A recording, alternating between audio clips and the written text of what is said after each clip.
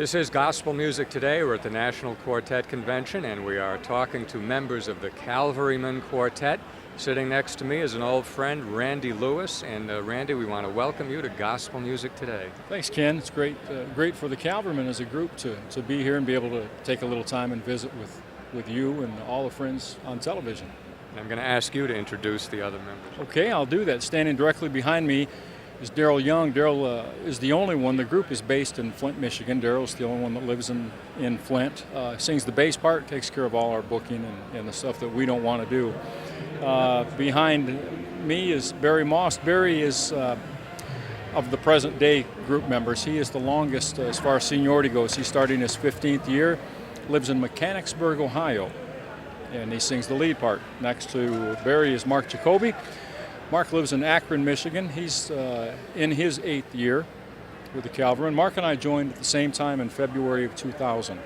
And the group has been around since 1956, 52 years, spreading the good news through Southern Gospel. From Flint, Michigan, the world capital of Southern Gospel music. Well, that's great. But we check the Calvarymen schedule, in the singing news, and you guys certainly stay busy. Yeah, we do. We do, 120? Between 100 and 100. Yeah, 100 to 120 days, which is a lot. With the rest of the guys are all work. Mark is a farmer at home. Barry is an assistant director of Choice Books, which is a Mennonite-based organization that distributes books across the United States. Daryl works for General Motors. And I'm retired, so these guys have to get home and get to work, and so it's a pretty exhaustive schedule. A lot of dedication. Yeah, that's right. Yeah. How has the group changed over the years? I know you guys, it's still a great traditional Southern Gospel sound, but obviously as personnel cycles in and out, how's the group changed? Well, go ahead, Barry. Probably the biggest thing is the sound. We've in the last 8 years or so have kind of brought in more of a 50s and 60s era sound, little of the tight harmony. Yeah, the progressive harmonies done back in the 50s. But so we the closeness of harmony and just the tight music. We'd like to do that. It's a lot of fun to sing, and it's fun to watch the expressions on the folks' face. I was afraid of that music. When we were bringing that music in, I thought, is this going to offend people? But you know what? It brings them back to those days of the Letterman and the Four Freshmen, and we enjoy it. It's a lot of fun to sing. Now, this is the Traveling Light CD would be a good representation of that. The last several. That is a tremendous CD. We love that. Jean has a 6 CD player in her car, and that's in there all the time. That is really excellent. Let me ask these guys a couple of questions. How did you become involved in Southern Gospel singing?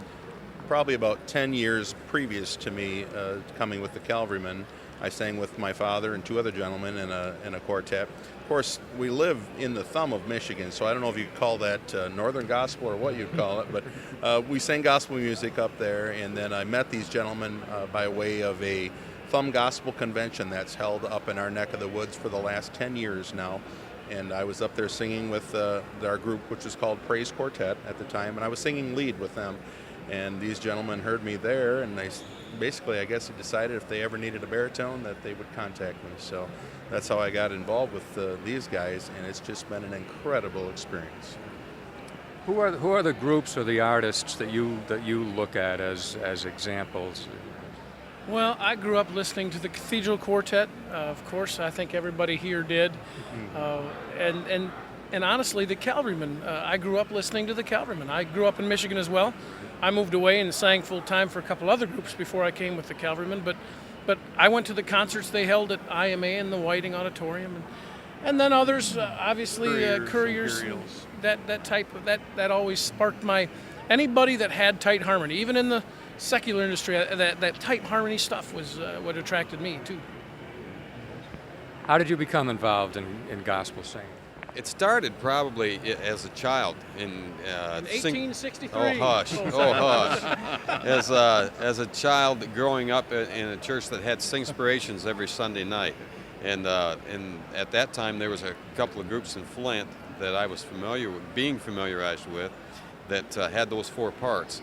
And then in being part of a small church, I could hear those parts in the hymns that we would sing. And so that turned me on. And then my older brother sang gospel music. He's about 6 years older than I.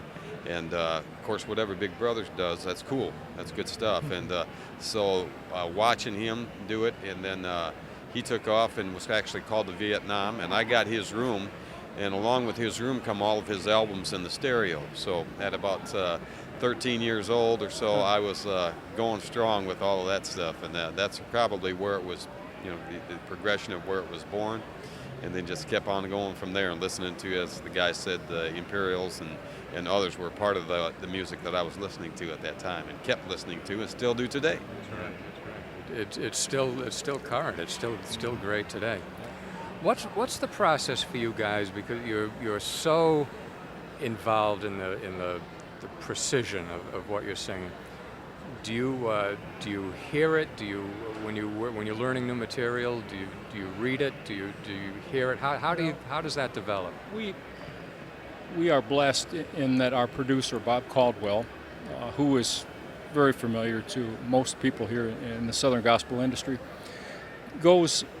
takes the extra step when it comes to production of his songs.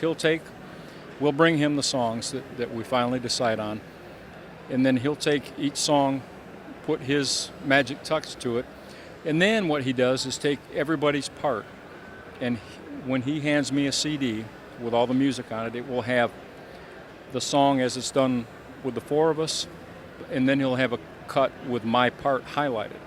So, and you have to do that when you get into singing some of the chords that he forces us to sing. It's you've got to. Number one, you've got to be able to hear it. If you can't hear it, you'll just be lost, because some of it is really, really intricate. But that is a huge help by him giving us each our own part, and then you just memorize it, and it's magical when we get in the studio. He's got to tweak some things here and there, but it comes together, and we've got to do 2 or 3 cuts on it to begin with, because we all get to giggling and laughing because of the way that it sounds, but it's fun. We have a blast. Where do you go to record? It's not in Michigan. Our vocals are done in Michigan, yes, sir. Yeah, it's a little town called Flushing, Michigan. Jim Holbrook and Tim Caldwell own Northwind Recording Studios, and our tracks are done in Asheville, North Carolina. I think it's Crossroads. There's their place there, and then we do the vocals in Flushing. What's coming up new for the Calvarymen Quartet? Well, Daryl?